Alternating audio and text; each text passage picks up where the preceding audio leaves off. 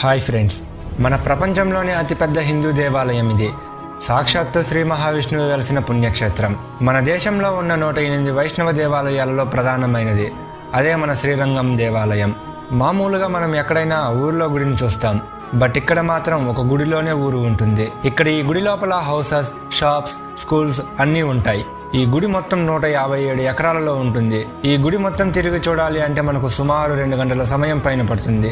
ఈ గుడి మొత్తం 7 ప్రాకారాలు, 21 గోపురాలు, 50 చిన్న ఆలయాలతో కలిపి ఉండి భూమిపై ఉన్న వైకుంఠంలో కనిపిస్తుంటుంది మనకు. Please subscribe.